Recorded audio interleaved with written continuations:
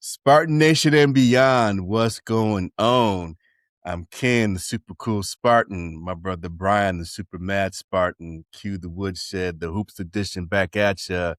We're already coming in hot with jokes pre-recording here, so that's why we're in good spirits here, especially with the men's team keeping that win streak going on here. I think they're at 4 games in a row now since they took that L at Wisconsin. Yes, sir. You know, getting that dub at Indiana earlier today. So congrats to the Izzone once again.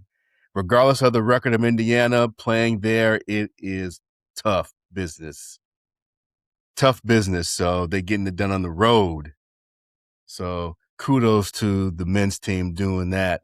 And the opposite, unfortunately, the Lady Spartans, they go down in flames today against Ohio State to end their regular season at the Breslin Center. So, tough loss. Yeah, tough loss for the Lady Spartans there, but, we're still rocking with y'all. So, let's get right into it, broski. So, we'll kick it off with the women's hoops. Do our weekly recap here. They got a good win against Minnesota, I believe, at Minnesota. 75-61. So, and Minnesota, from what I've seen, is a very good team in the Big Ten for women's hoops. So, kudos to the Lady Spartans getting that big time win on the road. But as I just said, unfortunately, they took a tough loss at home to end the regular season against the Buckeyes. And as I was telling you before we started hitting the record button here, broski, MSU, the women's team, and they've had a good season. I mean, don't get me wrong, they had a good season. Their record is 22-7. Yep, 22-7 overall. They're projected to be a 7 seed in the women's Big Ten tournament and a top 4 seed in the March Madness. I know that was something I saw in catching the post game, on the Big Ten Network about the Lady Spartans. And the girls have also beaten 4 top-ranked teams. So overall, their record is solidified in terms of getting into March Madness, women's March Madness. But from the games I've seen, it seems like if they come against a team that has great guard play, that gives them some issues. Because Ohio State's guard, I believe her name is Jelani Cambridge, and if I'm mispronouncing that, I do apologize. I don't follow Buckeyes women's hoops like that, but when I saw the game, she was on fire. I mean, she lit up the Spartans for like 33 points. She was looking like the female version of Allen Iverson out there, with the threes, getting into the paint. I mean, she basically put on a clinic. And, our girls just could not stop her. They could not stop her at all. So between seeing that and then watching them play against Michigan twice, and I know MSU, they got beat down by Maryland too. It seems like if they come against a team that has great guard play or also, a good, wing player, small forward, power forward, yeah, that gives the girls some problems. But again, not poo-pooing. Still the program on the rise, though. Still on the rise. Have done this swing season. More levels to reach. Oh yeah, they are most definitely. They are most definitely going up. Robin Fralick, this is her, I think, second or third year in the program, and as I mentioned before, she's already gotten MSU to the women's tournament. And just the 2-3 years she's been coaching. So this is, like I said, no means disrespecting the women's team at all. But as fans, we go by our eye test, and the eye test, this is what it shows me. Hey, but again, all teams have holes, and we'll talk about the men later on. And we know what it looks like for the men's side. Oh yeah. Oh yeah.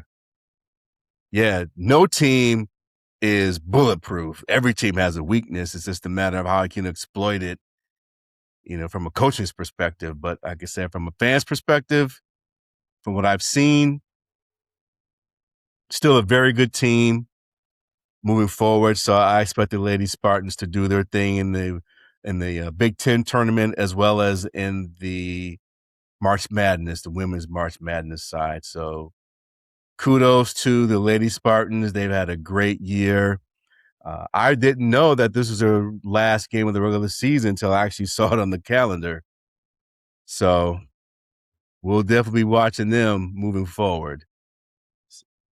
What are your thoughts there, Mr. Super Mad Spartan, about the Lady Spartans? Like I said, definitely a program on the rise, and it's kind of a sour way to end the season.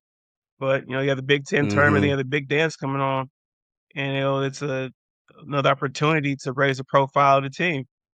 We think we have the right coach there. I feel like she's been killing it since she's been here. Recruiting's going up, making a tournament consistently since she's been here.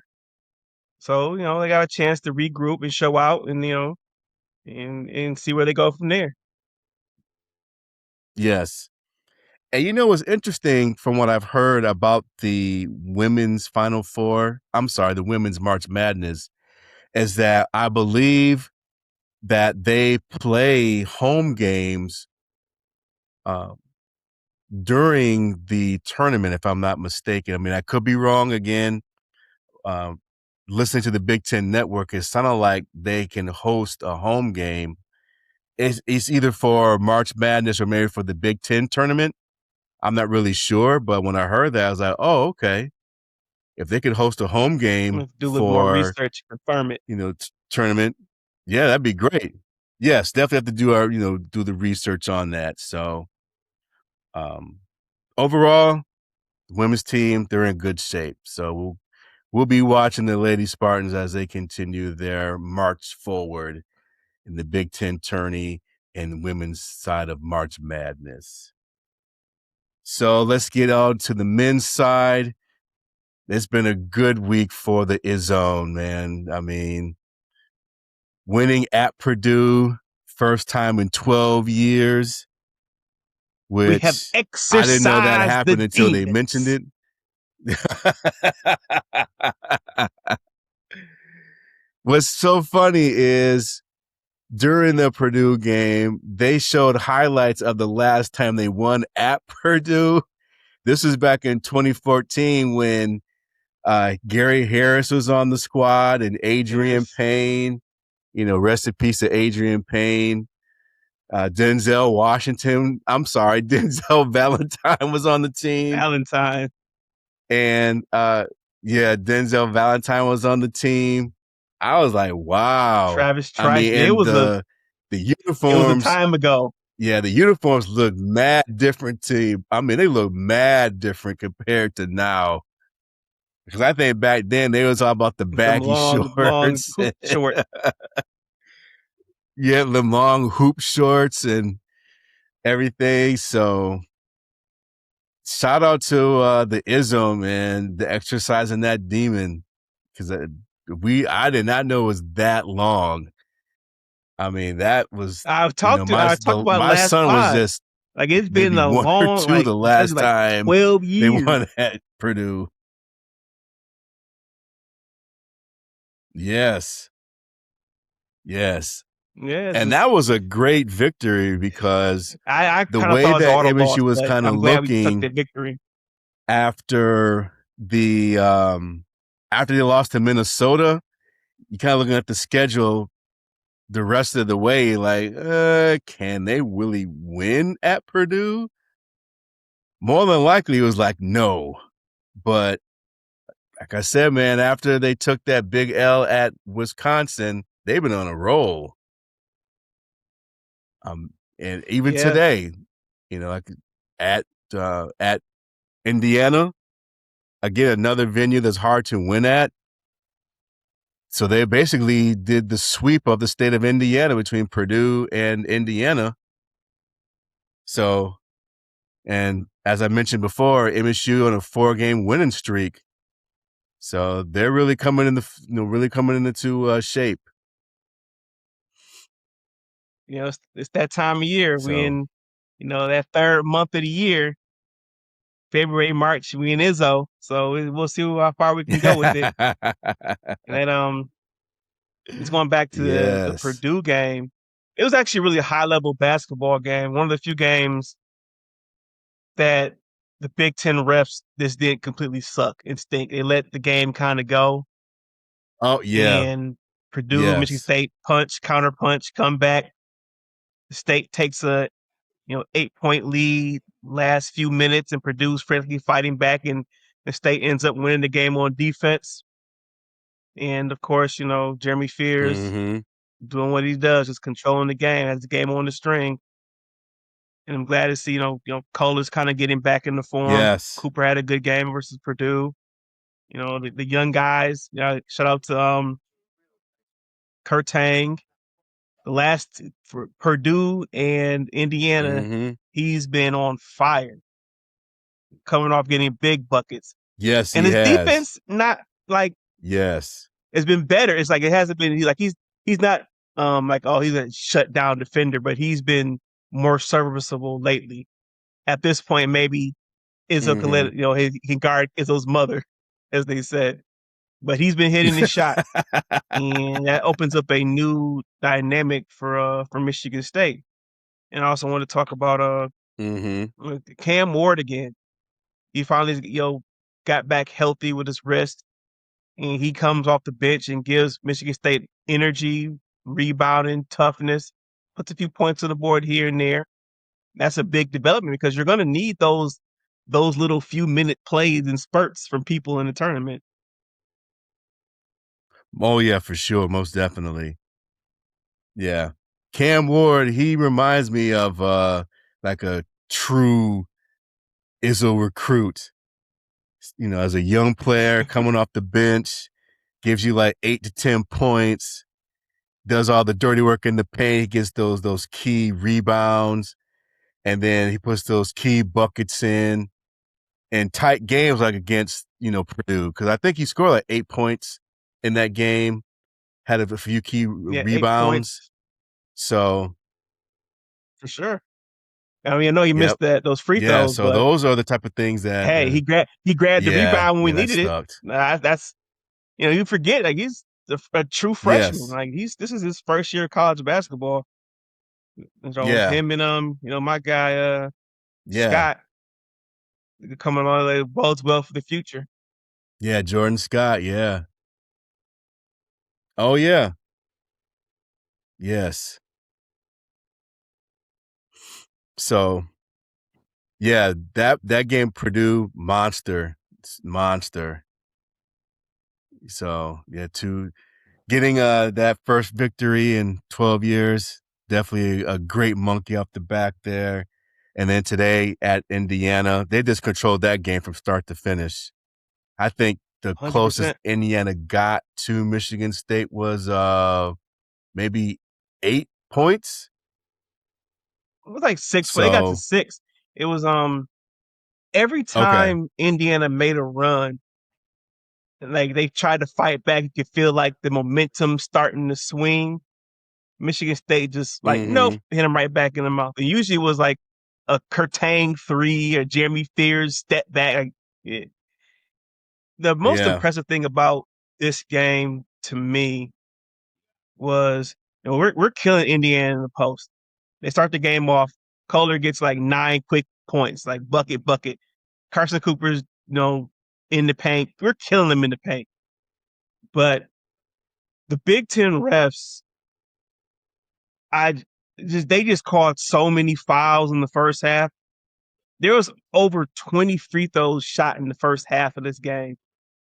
Before the half ended, I remember looking, it was like, oh, Michigan State has shot 11 free throws, and Indiana has shot 15. I'm like, what are we, like, God? And so our whole front court is in foul trouble. And so, we're forced to play, or first, thank goodness Indiana doesn't have a big team. So we were able to go small. So they moved Card out to the 4. They have Cam Ward playing center, and then they give then you have Kurtang and Scott or some Fort got some run today. And so we kind of get this for the first time, Mm-hmm. we see what it could look like with Jeremy Fears having 2 wing, 3-point threats. And Kurtang stepped up to the pot. Because every time they swung that ball around, he was on fire. Yeah, he was. Yeah. It was like a And then, come out party for him today. for sure, last 2 games. And then it was good to see, the move Cardile to the 4 to see him, you know, his athleticism is just so crazy. He missed one of his dunks I think should have made, but he had another dunk with the oop from Fears and he yams like a 7-footer all in his face. This makes it look so easy. Mm-hmm. And it's a crazy Yeah, he dunk where it's like, man, does. it's probably not like the top 20 of Cohen Card dunks. He just every game. Yeah, But he's for sure a human highlight. oh yeah.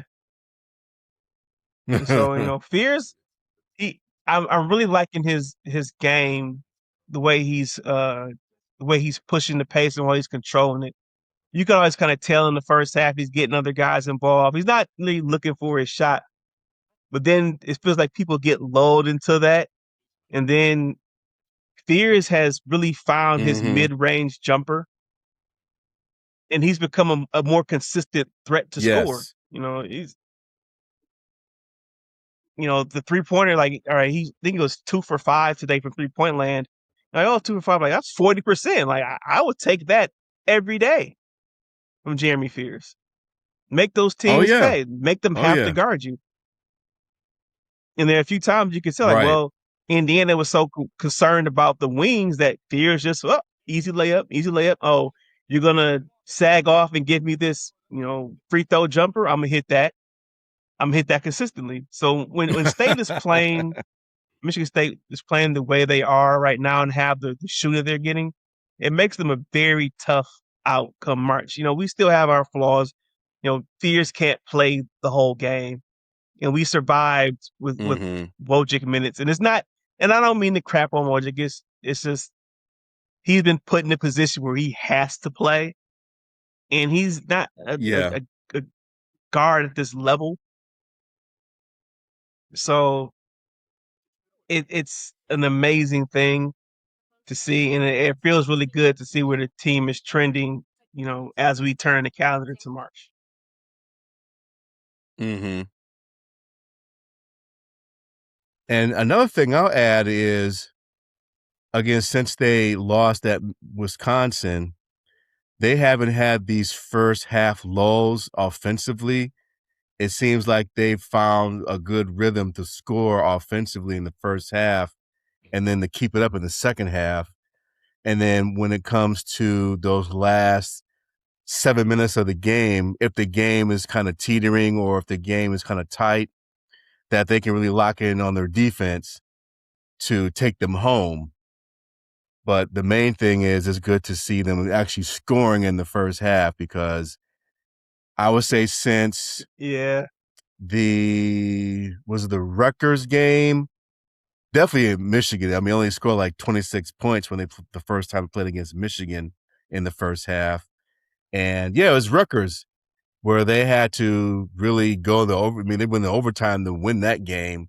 Overtime, But yeah. yeah, ever since they lost at Wisconsin, they've been more consistent, putting up points in the first half and then carrying it, through the rest of the game. So that's great to see. And then, like you said, the team is really coming into form now, like a true Izzo team, where in February they start out the month kind of getting like a 3-game losing streak or losing 3 out of 4. And then as fans, we're kind of pulling our hair out and like, oh my God, this team ain't gonna make it to nothing. The next thing you know, that bomb drops where they run off like 3-4 wins in a row, and they're winning in tough environments like Purdue, and then you're like, wow. I mean, this team maybe can make a little noise or something. So I believe that the Izzone is coming into form at the right time, as the season wanes down, because there's only 2 more games left in the regular season. And for Michigan State, their next game is against Rutgers at home. And then they end against that team down the road at Michigan next Sunday. So, we'll see how they, how the cards fall, for these last 2 games. But we were just talking about this, before we started recording, that regardless of what happens, I mean, I expect MSU to beat Rutgers. The Michigan game, I They mean, they should. have a better chance, because unfortunately their backup point guard towards ACL. So that's K-Sign, he's bad. really No one wants been to see really that, solid for but them. that's yeah, No, yeah. wishing for a speedy recovery So for the it's young tough man. to see, a kid. Yeah, you see the kid like that, of any team at this time of year suffer that type of injury. But I mean, I think that gives MSU But of a course, better still chance to fuck win. Michigan. But right. I mean, I Of don't course, want to see they're injury, but definitely rival. don't. I'm not rooting for them to win no Always. more. Yes. Right. Of course, of course, of course. But regardless of what happens, MSU pretty much is in the tournament. I mean, they're projected to be a 3 seed, maybe a Oh, for sure, 4 lock seed for the at tournament. worst. So once they get into the Big Ten tournament, it doesn't matter what they do in the Big Ten tournament, because that's not going to diminish their seeding in the in March Madness. So they'll be good to go. Yeah, I guess if they really wanted to gun for a 2 seed, they would basically have to win out the regular season and then win the Big Ten tournament. But I don't for what? Like the Big Ten Right. tournament is nice, but it really doesn't mean a whole lot once you all right, we're not winning the Big Ten regular season championship. That's already going to that team down the road. That's Mm-hmm. lockstep. That's nothing can change that. So okay. Next biggest thing is let's say I have preferred to, win one game and just all right, let's not really we can win, but I don't really care a whole lot because I would like to get fears like a little bit more rest. There's all Right. everybody's playing with some type of, bumps or bruises. So just let's just get out the Big Ten tournament healthy and see where we're seated at Mm-hmm. and then go from there in the big dance. I agree with that. I agree with that, because we were just talking about this off air, that overall these conference tournaments really don't mean anything, unless you're a bubble team No, like Indiana per se. What does it care? I mean, does Michigan State really care about getting through the conference tournament? I mean, they'll say it in front of the cameras, but behind the scenes, they're probably like, nah. of course, If you're but Michigan State, Nebraska, uh, it is what it is. yeah, I mean, Just I could see a world. Like, yeah, it so is. when the last Yeah. time I looked at the line, is State is a 3 seed in the Big Ten tournament, and Wisconsin gets a double bye. If Wisconsin wins, we might face Wisconsin. We want to avenge that loss. That could be motivation. But again, Mm-hmm. it's I'm not going to be stressed about the Big Ten tournament. I'm concerned about the big dance and how far this No. team can go. This Right. The team big can dance. very much Yeah. you know, pull a crazy upset, get to the Elite Eight. I could see it. It could happen. Their defense is good enough. They have enough leadership. I think they have a player good enough, Jimmy Fears, to pull the team there. But also on the off night, State can look so garbage on half court offense, and a team could zone it up. If they have athletic bigs or rebounder might not be there. The tournament is so varied. So, you know, Yeah. like you said, we'll see. And that's what makes March Madness because every team you face has a different style of play. So it's just a matter of you can adjust in a one game situation.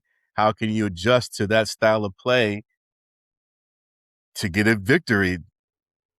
Whether if it's a 1-point win or 50-point win, just win. Win in advance, survive in advance.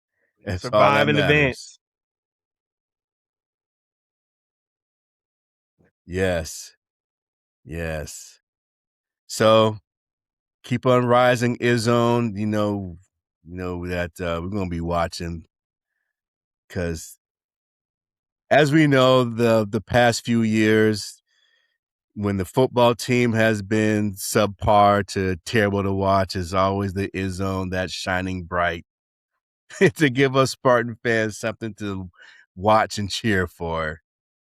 So keep on Such a keeping spoiled on. fan base. Like people were like, "Oh, this season's not so great." I'm like, we were like 23-5. And it like objectively we're having a very good year.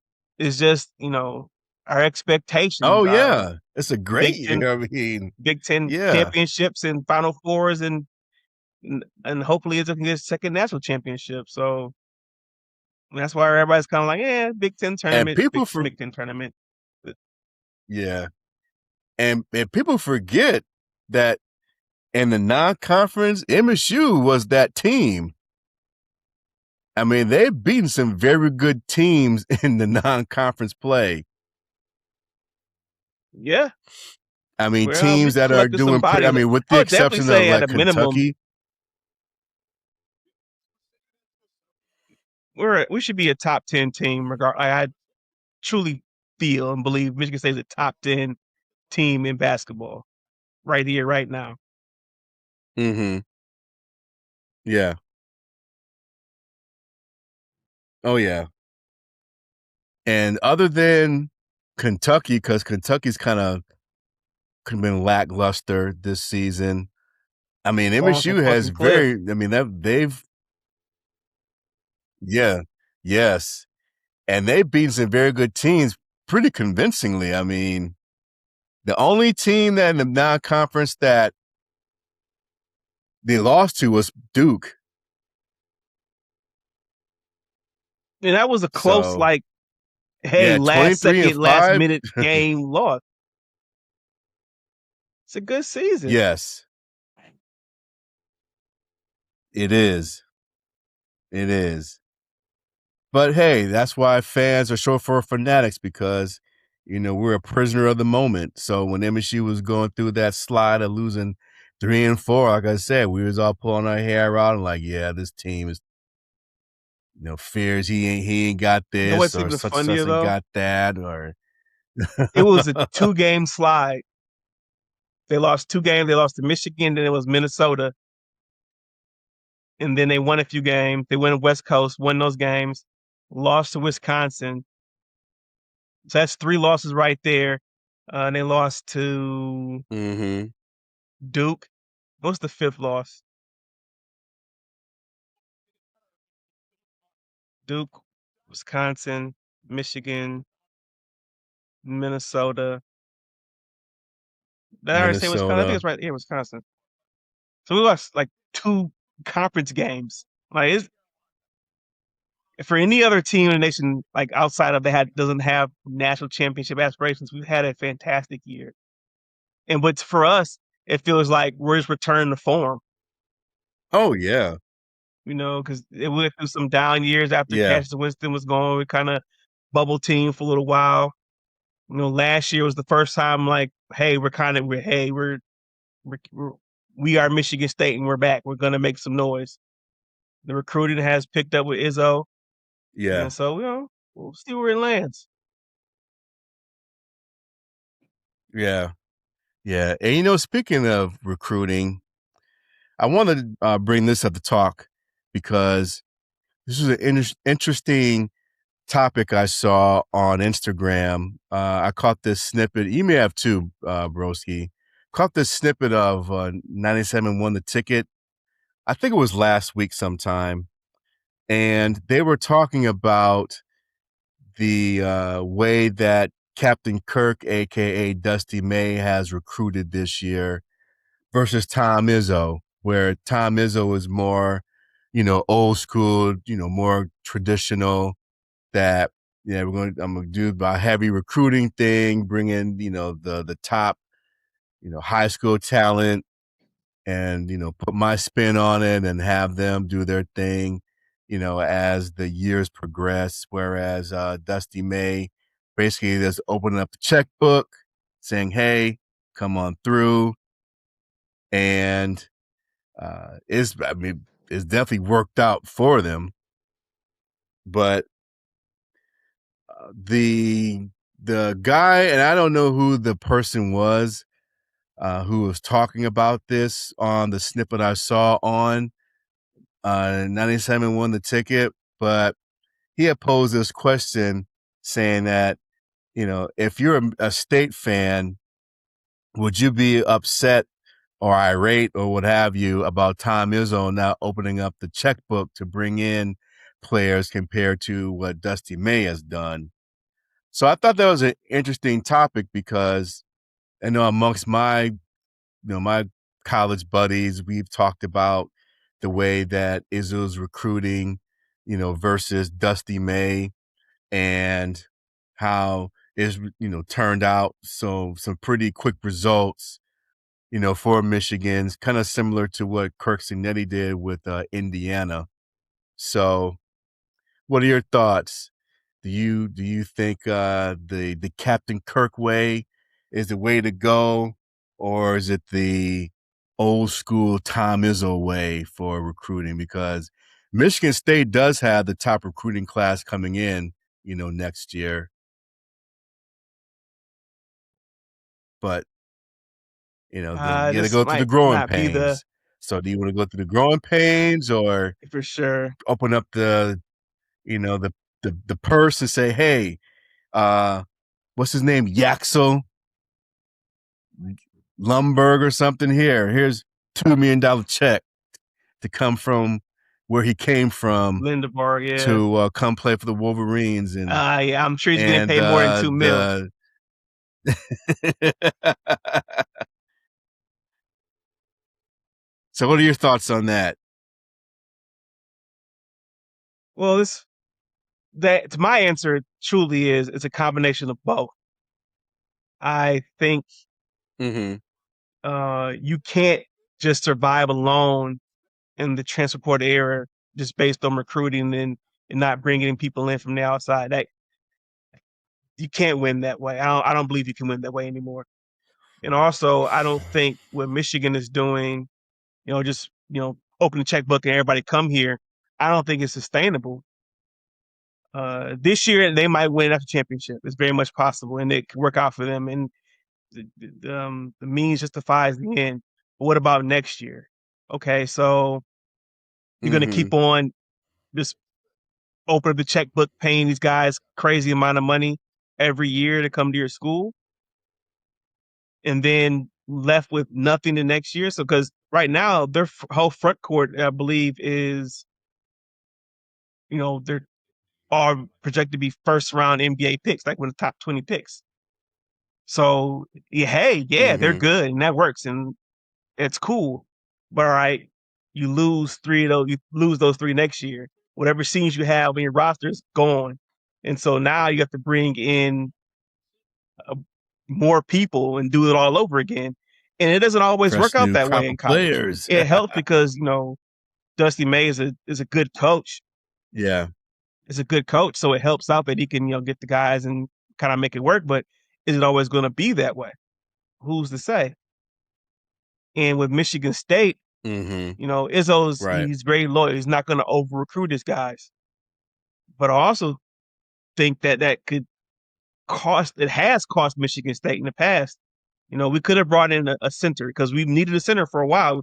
Well, we waited on Cooper and Kohler to kind of come into their own. And hey, it's worked out. But now we're at the end of the road and we could probably use them for like one more year And so we're going to have to bring in a center because are you going to rely on a true freshman to play center for you next season? It's a dicey ordeal. And then even right. keeping it just Michigan State, I just want to this roster would look so different if we had Jace Richardson on the squad and Trey Holloman. What does that squad look like? That might be a national championship team. Even if we get an injury, we still have, even if Holloman stayed, he could probably still be the starting two guard and you wouldn't have to worry about some of the other stuff. But Holloman chose to leave. That's fine. Jace is NBA drafted. Yeah, you should go. So and that kind of makes the argument a little bit different, right? Because we're talking about if Richardson stays and Holloman stays, you're talking about a whole different squad from Michigan State. You're talking about, two shooters on the side of Jeremy Fears who can space the floor, who is going to allow Fears to get to the cup a little bit easier, a little more easier baskets for Kohler and Cooper. But then juxtapose that, okay, the young guys are probably getting the same burn they're going to get. So then what does the next season look? So it just, it depends. I feel like it has to be a combination of both. Fears is our point guard. Can't let him leave. Yeah, that's the engine to drive the team. Whatever he wants to get paid, pay the man. We could probably use some more wing scoring. We could probably use we're gonna need some big guys. So State's gonna have to open the pocketbook up and get somebody. So my answer is a combination of both. I definitely want to, go. It says, hey, all recruiting. I'm just going to recruit my guys and do it that way. No, someone's going to leave. In this day and age, you're going to have someone who's going to leave, whether it's NBA early leave or somebody who feels like they're not getting enough burn on the roster is going to leave somewhere else. And then juxtaposition of that is, all right, every year if you're paying these super seniors or these mercenaries guys, you're constantly having to rebuild your roster. And if you're not getting the good recruits, so like, okay, who's going to loot your program? How is the culture of your program? And that's a question that remains to be seen. So, right. Let's say my answer is in between, combination of both.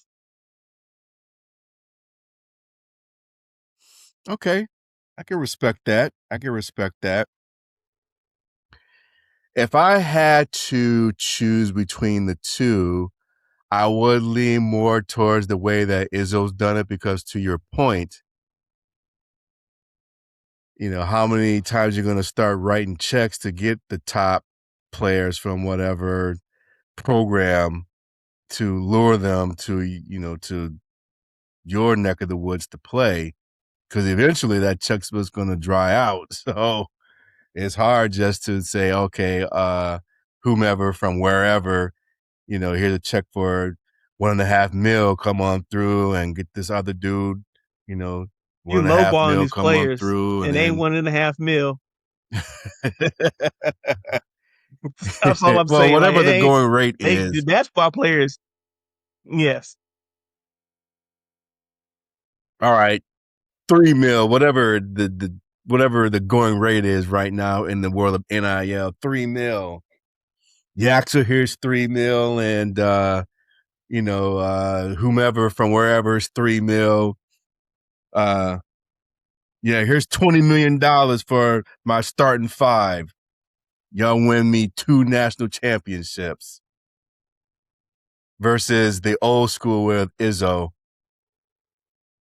But I do like your point of doing the combination, because I do agree with you that there have been some lean years with MSU where if Izzo would have opened up the checkbook a little more to bring in somebody that would help out, to get them out of like that bubble team category, because, let's not forget that between the years of Cassius Winston and I would say, Fears, those 3-4 years is pretty lean. The AJ Hogarth / Tyson. before Tyson Walker I and forget them his came last along, name. AJ Hoger. That's Yeah, Tyson Walker. Yeah, the 'cause that's we Tyson had Aaron Walker, Henry. AJ Hogard Aaron years. Henry Yeah, drugged that those. team to the Yeah. play-in game. Yeah, those years were pretty lean. I mean, those are the years where we could have used some punch, outside of in the world of NIL. So But I feel like I do that's before agree NIL that became a thing, though. overall the combination. So, well, yeah, NIL definitely is more prevalent now compared to 4 or 5 years ago. But to your point, that those lean years, yeah, it would help to bring in some player from another, university, maybe they're disgruntled or whatever, to say, yeah, yeah, here's a couple of dollars, come on through and get us through this, at least the Sweet 16.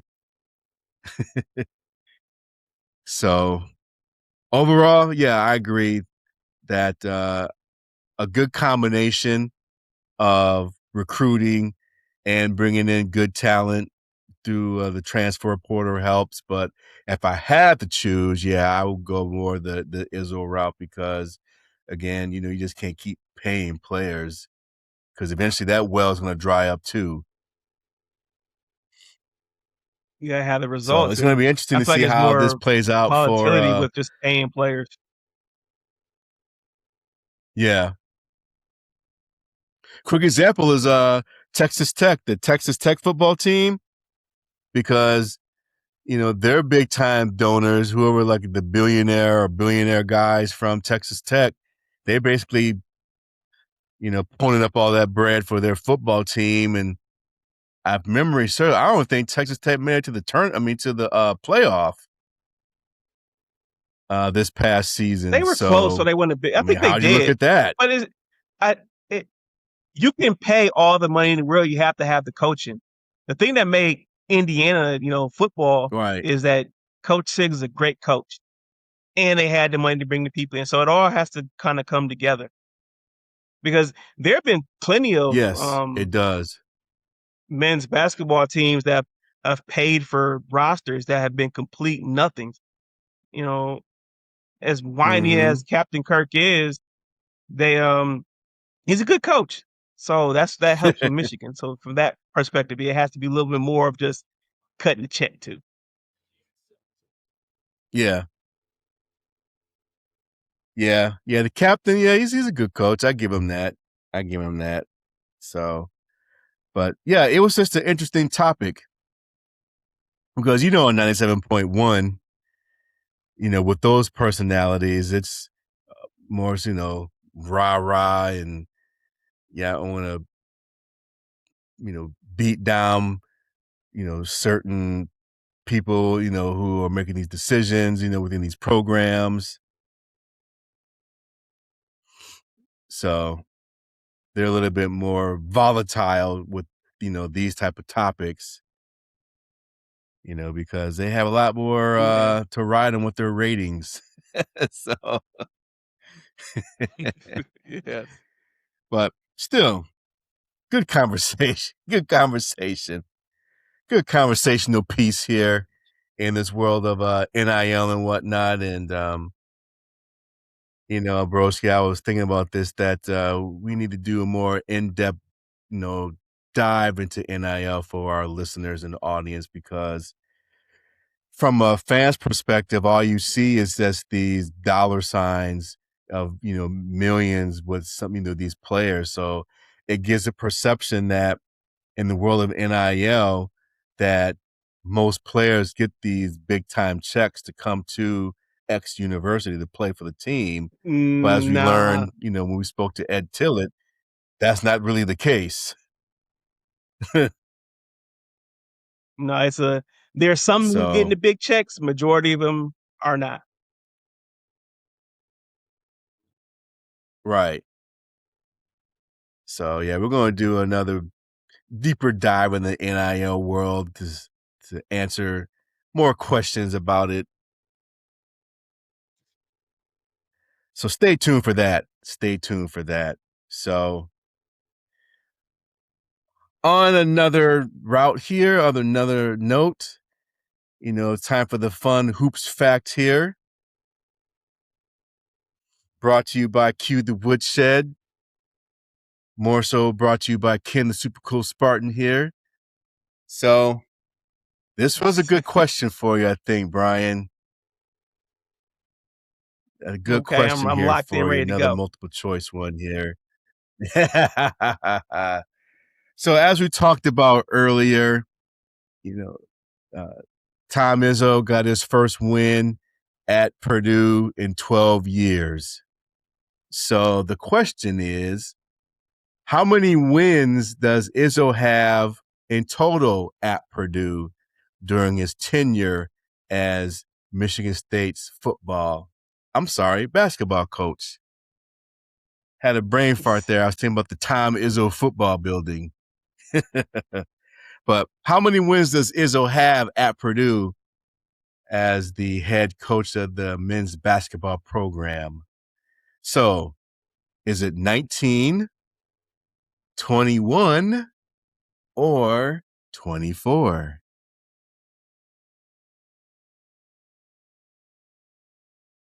I'm gonna go 19. I'm going with the first one because they've been neck and neck with Purdue for a while. See, I'm going first one. Hey, yes, my final answer. So,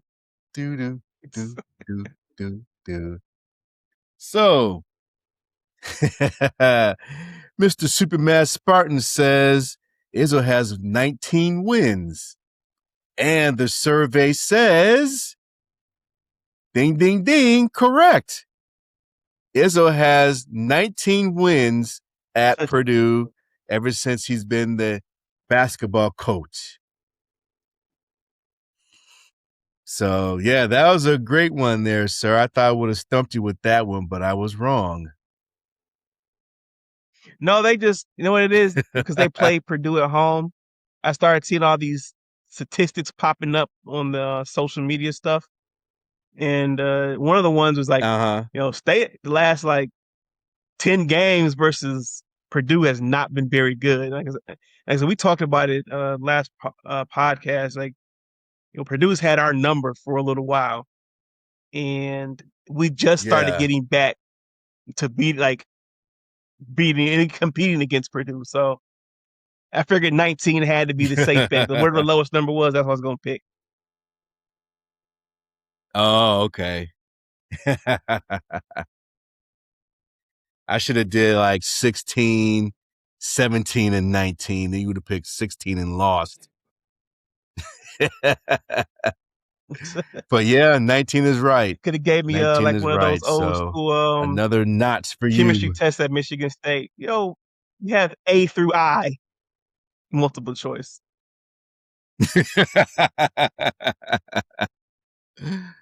Oh yeah, I used to hate those kind of tests too.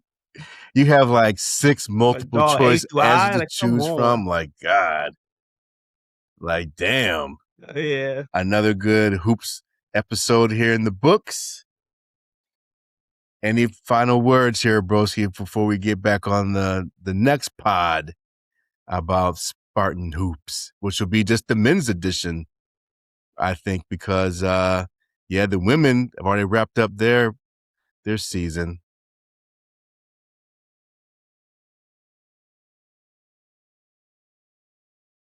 The only thing I can think of is go green. Yes, go white. Q the Woodshed. Check us all out on our social media posts. And we'll continue to drop this hot content for you guys. So like Brian said, go green. I won't say go white, and good night.